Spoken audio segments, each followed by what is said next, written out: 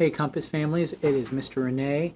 One of the things I've been doing with my class every week is we've been doing a cooking idea, and all the cooking ideas we have been doing have been cooking in a cup, which makes it really simple, not only with the recipes but also with cleanup.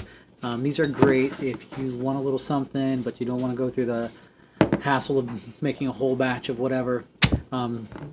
Recipes in a cup are great. So today I wanted to show you the first one that we did with my class, which was a muffin in a cup. It was a big enough hit at home that my son's done it like 4 times on his own. So first thing you need to do anytime you cook is you need to go wash your hands. So make sure your hands are squeaky clean, get in between your fingers, backs of your hands, under those nails. Want to make sure we're doing that properly. Then you need yourself a microwave safe mug. This one has been our favorite to go to, not only because it's nice and big, but then also because we can see what's happening on the inside. So your ingredients for today are going to be flour, sugar, baking powder, baking soda, milk, and oil. So you need to gather up all those ingredients, excuse me, and you're also going to need some measuring spoons. Since we are working in a cup, all the measurements are going to be pretty small. So I'm going to have my son Tristan, my little sous chef, back here help us out as we're going. He just went and washed his hands. So the first ingredient he's going to help measure out is flour. You are going to need 4 tablespoons of flour. This here is the biggest measuring spoon. It's 1 tablespoon. Now if this is 1 tablespoon and the recipe says we need 4 of these, make sure count them out nice. 4 full tablespoons of flour. Now when you measure that out, you want to make sure that you get it nice and full. Flatten it out. You can use the edge of the container. Some people use a knife or their hands, but you want to make sure that that is nice and flat. Tristan, show them what we're talking about here. Show them. You can talk, it's fine. Show them what we're talking about when I say nice and flat. You're going to make sure that that measuring spoon is full all the way. This is number 3, which means he needs how many more? 1 more. All right. So after he measures out the flour and gets that into his cup, he's going to close that up, get that out of the way. Now you're going to need the sugar. We've done this both with brown sugar and regular white sugar. We'll just use white sugar today. I prefer the brown sugar, but we'll use white sugar because this is what the recipe originally calls for. You need 2 tablespoons. Again, you're going to use that largest measuring spoon. Since the recipe says we need 2, fill it twice. Make sure it's all the way to the top.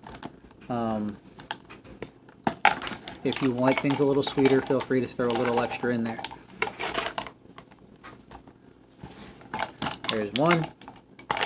Then just put a little extra. 2. Is that 2?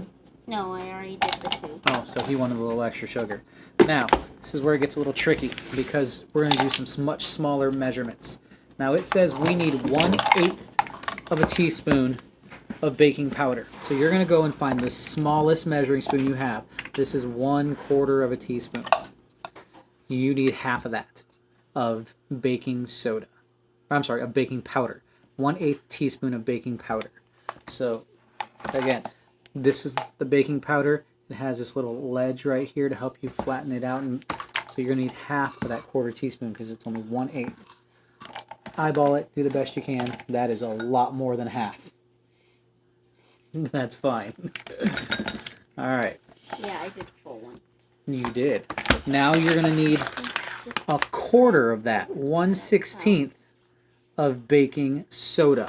So a little more than a pinch. Do it up. He's just going to pinch it out. Okay, that. Maybe. He's going to get this.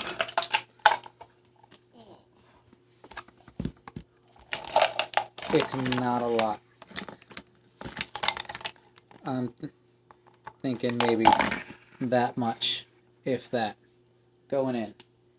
All right. Now you need 3 tablespoons of milk. I'm going to go ahead and measure these out really quick so we can move along. The video is getting a little long. So we got 1, 2, 3, and then 1 tablespoon of oil. Should not pour the milk in the oil. Alright, 1 tablespoon of oil. And going in. Do you have something to stir this with, Tristan? No, I shall get. So that is your base muffin. You're going to mix that all up. You want to make sure that when you're mixing those dry and wet ingredients together, you're scraping those sides, scraping the bottom, making sure you're getting everything mixed in. Now, again, that is your base muffin. Excuse me. This was originally a blueberry muffin recipe, so if you have blueberries, go ahead and throw those in there if you want. We don't ever have blueberries, so we kind of mix this up a little bit. We put in chocolate chips, we put in salted caramel chips, both excellent. So while you go get those... Put in cocoa powder. No, that was in the brownie. So you want to make sure that that is all mixed in really good. That's what it's going to look like right there. I'm going to get a little cinnamon.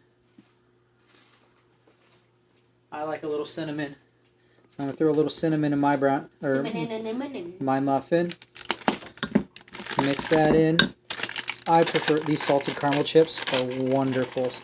So I'm going to throw those in there. A couple chocolate chips. Not the healthiest thing in the world, but again, it's fun, it's quick. But you could make a breakfast one. Throw that in there, mix it up. Now this is all you got to do is throw it in the microwave for 1 minute.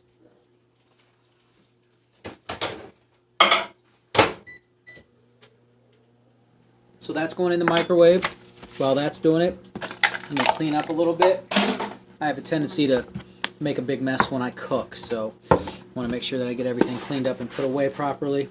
That's what makes it fun sometimes. It is. It's fun. I don't mind the mess.